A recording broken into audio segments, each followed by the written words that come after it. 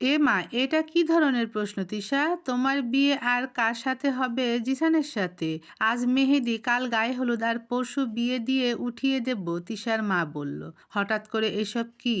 আর আমাকে বিদায় দেবার এত জলদি কেন সবাইর? কেউ কিছু বলার প্রয়োজন মনে করলো না আমাকে? আরে হঠাৎ কই? 1 মাস ধরে সব প্ল্যান চলছে। এত কিছুর প্ল্যান করেছো, আমাকে বলনি কেন? আরে পাগলি মেয়ে আমার, জিসান মানা করেছে তোর পরীক্ষা বলে, তুই যাতে কোনো টেনশন না করিস, তাই তোর থেকে লুকিয়ে এতদিন রাখতে হইছে। ও তো পারে না তোকে আজই নিয়ে যায়, কিন্তু তুই আমার একমাত্র মেয়ে, অনুষ্ঠান না করে কিভাবে তুলে দি বলতো? অনেক কথা হইছে, এখন যা কিছু খেয়ে রেস্ট নে। তিশা তো রেগেমেগে ফায়ার। সোজা নিজের রুমে গিয়ে দরজাটা ঠাস করে লাগিয়ে দেয়। বিছানায় বসে ভাবছে, তাহলে এই ছিল শয়তানটার প্ল্যান। তাই তো আমাকে কিছুই বলল না, কারণ আমাকে শাস্তি দেওয়ার প্ল্যান তো আগেই করে রেখেছে। কি করব আমি? কত ইচ্ছা ছিল পরীক্ষার পর কত ঘুরবো ফিরবো আনন্দ করব, সব এক নিমিষেই মাটি করে দিল। আমাকে খাঁচায় বন্দি করার সব প্ল্যান মিস্টার জিসান করে ফেলেছে। আমি চাইলেও এ থেকে মুক্তি পেতে পারবো না এখন। এসব ভাবতে ভাবতে তিশা ঘুমিয়ে পড়ে। সন্ধ্যায় তিশার ফোনে আবার মেসেজ আসে, তুই এখনো কিছু খাসনি কেন? উঠে ঘুম থেকে তাড়াতাড়ি খেয়ে রেডি হয়ে নে, ওরা এসে পড়বে মেহেদি দিতে। তুই উঠবি নাকি আমি আসব? আর আমি আসলে তোকে কিন্তু সঙ্গে করে নিয়ে যাব।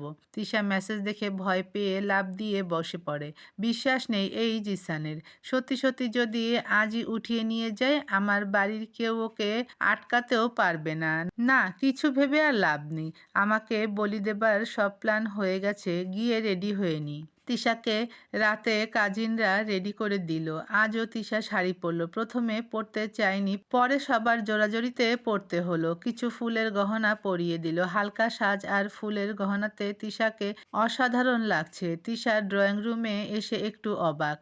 ওর মেহেদির জন্য রুমগুলো খুব সুন্দর করে সাজানো হয়েছে। তিশা ভাবছে এত অল্প সময় এত কিছু কেমনে করছে এরা। তিশা চুপচাপ বসে আছে, কিন্তু মেহেদি লাগাতে কেউ আসছে না। তিশা ইশারা দিয়ে সীমাকে ডাক দিল। কি হলো, মেহেদির জন্য সং সাজিয়ে বসিয়ে রাখছিস, আরম্ভ করছিস না কেন? কার জন্য অপেক্ষা করছিস? আরে দাঁড়া, এত তাড়া কি তোর?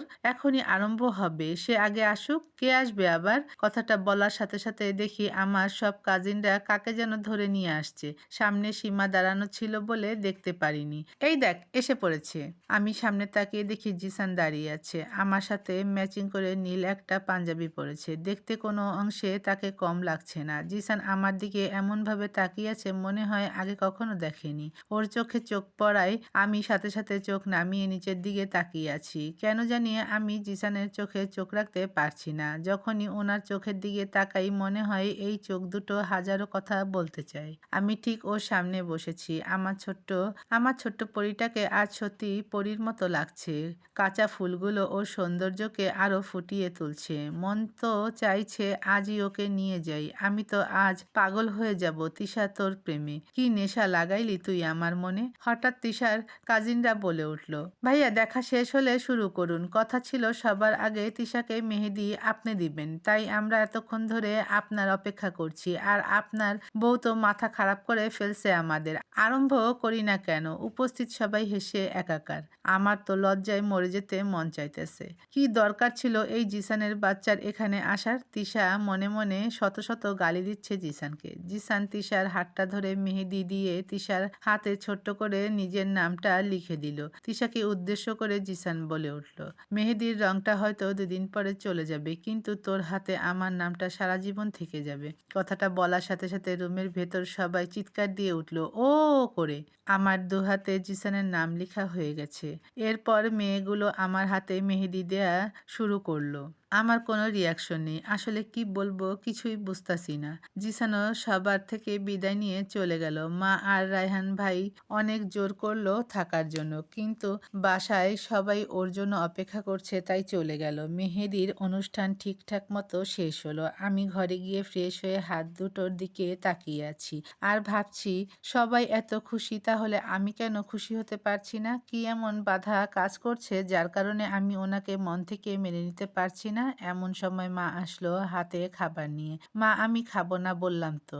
একদম চুপ। আমি আজ নিজের হাতে তোকে খাইয়ে দেব। আর তো পারবো না। কাল বাদে পরশু তুই চলে যাবি। তখন তো আমাদের কথা ভুলেই যাবি। কি বলছো মা? আমি তোমাদের কিভাবে ভুলবো? মার কান্না বন্ধ করার জন্য বললাম, হইছে আর কাঁদতে হবে না। আমাকে খাইয়ে দাও তো, আমার খুব ক্ষুধা পাইছে। মা আমাকে খাইয়ে দিয়ে চলে গেল। খুব ক্লান্ত লাগছে তাই শোবার সাথে সাথে ঘুমিয়ে পড়লাম। সকাল সকাল ঘুম ভেঙে গেল বাড়ির মানুষের চিল্লাচিল্লিতে। আমার তো মন চাইতেছে সবাইরে বাহির কইরা দিই। কেন জানি এখন আর ভালো লাগছে না এসব। একটু একা থাকতে চাই, কিন্তু এটা তো সম্ভব না আজ আর। মা নাস্তার জন্য ডাকলে নাস্তা করে ঘরে ঢুকে বসেছিলাম আর সারাদিন বের হইনি। আজ আমার গায়ে হলুদ। মা তৈরি হবার জন্য পার্লারে পাঠাতে চাইলে রাগের মাথায় মাকে মুখ ফুসলিয়ে বলে ফেলি, মা আমি বিয়ে করব না। আর আমার মা আমাকে কতগুলো লেকচার মেরে চলে গেল। এ হলো আমার অবস্থা। আমি রেডি হয়ে বসে আছি। আমাদের ছাদটা ভীষণ বড়। তাই গায়ে হলুদের আয়োজন সেখানেই করা হলো। শুধু আমার না, জিসানের হলুদও এখানে করা হবে। মানে বর ও কনের একসাথেই হলুদ আজ। আমাকে নিয়ে গেল ছাদে। অসংখ্য মানুষ ছাদে। চারদিকে একবার চোখ ঘুরিয়ে দেখলাম। হঠাৎ চোখ গেল স্টেজের দিকে। একটা ছেলে আমার দিকে মায়াভরা চোখে তাকিয়ে আছে। এই চোখ দুটো আমি কখনোই ভুলি না। এই চোখ দুটো শুধু আমাকেই খুঁজে, তা আমার অজানা নয়। আমাকে জিসানের পাশে বসিয়ে দেয়া হলো। আমি আজও লজ্জায় চোখ তুলে সামনে তাকাতে পারলাম না। মন তো চাইছিল এক দৌড় দিয়ে পালিয়ে যাই। আজও সবার আগে আমাকে হলুদ দিল জিসান। তারপর সবাই এক এক করে হলুদ দিয়ে হলুদের অনুষ্ঠান আমার জন্য শেষ হলো। মানে হলুদের পর আমাকে আর ছাদে 1 মিনিটও রাখেনি। কড়া আদেশ ছিল জিসানের। কারণ জিসান ও রায়হান ভাইয়ের ফ্রেন্ড সার্কেল আসবে। ওনারা আজ ছোট একটা পার্টি করবে। তাই আমাকে আগেই ঘরে পাঠিয়ে দিয়েছে। এদের মধ্যে কিছু ফ্রেন্ডসদের চরিত্রের সমস্যা আছে। তাই জিসান চায় না এখন আমাকে কেউ দেখুক। কি ভালোবাসা! আমার তো কান্নাও পাচ্ছে। আজ তিশার বিয়ে। সকাল সকাল ঘুম থেকে এক প্রকার টেনে উঠালো মা আমায়। মা আরো একটু ঘুমাই না, এমন করো কেন? এই কি বলিস? তাড়াতাড়ি ওঠ। আজ বিয়ে, কত কাজ আছে। তুই তাড়াতাড়ি নাস্তা কর। পার্লার থেকে মেয়েরা এসে পড়বে তোকে সাজাতে। জিসান ওদের পাঠিয়েছে, যে কোনো সময় এসে পড়বে। তুই একটু তাড়াতাড়ি কাজ করতে পারোস না? আজ বাদে কাল শ্বশুরবাড়ি যাবি। এভাবে ঢিলা ঢিলা হয়ে কাজ করলে শ্বশুরবাড়ির মানুষ বলবে আমরা তোকে কিছু শিখাইনি। তাই তো বলছি আমাকে কোথাও পাঠাতে হবে না, আমি তোমাদের সাথেই থাকবো। মার কোমর জড়িয়ে ধরে বললাম, পাগল মেয়ে, এটা কি হয় কখনো? একদিন না একদিন তোকে নিজের বাসায় যেতেই হবে। আর তোর স্বামীর বাসাই এখন তোর বাসা। মেয়েরা বাবা মায়ের কাছে কারো আমানত হিসেবে থাকে। একদিন না একদিন যার জিনিস তাকে তো দিতেই হবে। আর কথা বলিস না, তাড়াতাড়ি ফ্রেশ হয়ে নাস্তা করে নে। তিশা উঠতে নিবে তখনই মেসেজ, শুভ সকাল জান, নিজের বাসায় আসার জন্য তৈরি হয়ে নে। পার্লারের মেয়েদের সব বলে দেয়া হইছে, তাই তাদের কোনো ডিস্টার্ব করবি না। তোর কাজ শুধু বসে থাকা। ওরা তোকে আমার মতো করে তৈরি করে দেবে। ও আর একটা কথা ভুলে গেছি। লাভ ইউ জান। Love you? তো লাভ ইউ তুই রাখ। আমার জীবনটা তেজপাতা বানিয়ে এখন আসছে লাভ ইউ বলতে। বেটা খাটাইস কোথাকার। মন চায় বুড়িগঙ্গা নদীতে গিয়ে ফেলে দিই। আমার শান্তি কেড়ে নিয়ে আবার আমাকে এখন ভালোবাসা দেখাতে আসছে। তিশা মনে মনে কথাগুলো বলছে আর দাঁতে দাঁত চাবাচ্ছে। আবার মেসেজ আসছে, গালাগালি হইছে? কিছু গালাগালি রেখে দে, পরে তোর কাজে লাগবে। এখন তাড়াতাড়ি কর। তিশার চোখ কপালে উঠে যায়। এই জিসানের বাচ্চা আমার মনের কথা জানে কিভাবে? এদিকে ওদিকে তাকিয়ে তিশা বলে, না বাদ দে তিশা, উঠে ফ্রেশ হয়ে নি। পার্লারের মেয়েরা তিশাকে রেডি করিয়ে দিল। পার্লারের মেয়েদের খুব কড়া করে বলে দেওয়া হয়েছে ভারী মেকআপ একদম না, আর চুলে জট করানো যাবে না। তাই তারা সেভাবেই রেডি করালো। সিম্পল সাজে গর্জিয়াস যাকে বলে। তিশার শরীরের গায়ের রং এর সাথে বিয়ের লেহেঙ্গাটা একদম পারফেক্ট মানিয়েছে। তার সাথে ম্যাচিং জুয়েলারি, হাত ভরা চুড়ি। তিশাকে দেখে আজ কেউ চোখ ফেরাতে পারবে না। পার্লারের মেয়েরাও খুব অবাক। এত সিম্পল সাজে কোনো বউ তারা দেখেনি, তবুও যেন চোখ ফেরানো যায় না এই বউ থেকে। তিশার জন্য প্রত্যেকটা জিনিস জিসান নিজেই পছন্দ করে এনেছে, তাই তো সব পারফেক্ট। জিসানকে আজ কোনো রাজকুমার থেকে কম লাগছে না। তিশার সাথে ম্যাচিং করেই শেরওয়ানি পরেছে জিসান। জিসানের বাসার সবাই কমিউনিটি সেন্টারের দিকে রওনা দিল। জিসান আসার আগেই তিশাকে সেন্টারে আনা হলো। এদিক দিয়ে জিসানও এসে পড়েছে। জিসানকে সবাই বরণ করে নিল। অবাক করার বিষয় হলো আমার জামাই লজ্জাশরম সব ভুলে ফ্রেন্ডদের সাথে নাচতে নাচতে আসছে। তার দুপাশে তার কাজিন আর ফ্রেন্ডরাও নাচছে। সেও তাদের তালের সাথে তাল মিলাচ্ছে। আশেপাশের সবাই খুব আনন্দ পাচ্ছে। এমন বিয়ে পাগল জামাই আমি এই জীবনে দেখিনি। মনে মনে বললাম। যেখানে আমি লজ্জায় মাথা উঁচু করতে পারছি না, আর সে নাকি নিজের বিয়েতে নিজেই নাচে। দাদি সত্যিই বলেছে, এটা শেষ জামানা, কত কিছুই না আরও দেখতে হবে। এরপর বিয়ের আয়োজন শুরু হলো। আমাকে আবার কবুল বলতে হলো। একই ব্যক্তির সাথে আমার দুবার বিয়ে হলো। কি ভাগ্য আমার!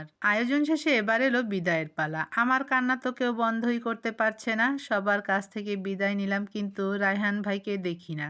এই ৩ দিন আমি রায়হান ভাইকে তেমন কাছে পাইনি। আমার সাথে খুব কম কথা বলছে। আর আজ তো আমার বিদায়ের সময় সে আসেনি। আমি সবার দিকে তাকিয়ে রায়হান ভাইকে খুঁজছি। আমি জানি আমার বিদায়টা সে দেখতে পারবে না, তাই হয়তো সামনে আসেনি। জিসান ব্যাপারটা বুঝতে পারছে। তাই আমার হাতটা ধরে ভিড় থেকে আমাকে বাহির করে এনে বারান্দায় নিয়ে আসে। আমি সামনে তাকিয়ে দেখি রায়হান ভাইয়া একটা চেয়ারে মাথাটা দুহাত দিয়ে ধরে বসে আছে, হয়তো কাঁদছে নীরবে। আমি দৌড়ে গিয়ে রায়হান ভাইকে জড়িয়ে ধরলাম।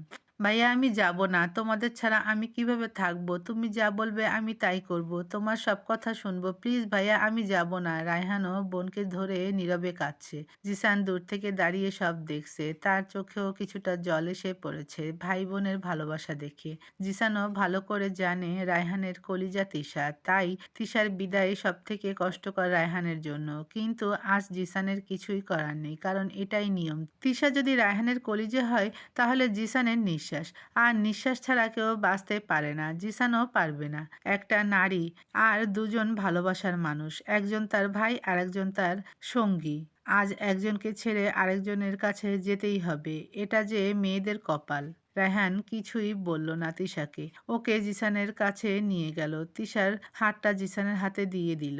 আমার কলিজাটা আজ ছিঁড়ে তোকে দিয়ে দিলাম। আজ থেকে তুইও ওকে আমার মতো বুকে আগলে রাখিস। ও ভুল করলে ওর ভুলগুলো ক্ষমা করে দিস। তুই চিন্তা করিস না। আজ থেকে ওর ভালো মন্দ সব দায়িত্ব আমার। রায়হান জোর করে তিশাকে গাড়িতে বসিয়ে দিল, কিন্তু তিশা বারবার বের হয়ে যায়। শেষে রায়হানের রাগ উঠে যায়। আর একবার গাড়ি থেকে নামলে আমি কিন্তু তোর সাথে আর কথা বলবো না। তিশা আর গাড়ি থেকে নামেনি। তিশা চলে গেল জিসানের সাথে নতুন এক জীবনে, নতুন এক দুনিয়া। পুরাতন সব চেহারাগুলো ফেলে সব নতুন মানুষগুলোকে আপন করতে। সারা গাড়িতে তিশা এভাবেই কান্না করতে লাগলো, আর জিসান তিশাকে টিস্যু পেপার দিতে থাকে। এদিক দিয়ে জিসান ভাবতে থাকে, আজ যা কান্না করার করে নে। এরপর তোকে আর কাঁদতে দেব না। তোর চোখের জল আমার হৃদয়টাকে ছিন্ন বিচ্ছিন্ন করে। তোকে যে বড্ড ভালোবাসি পাগলি।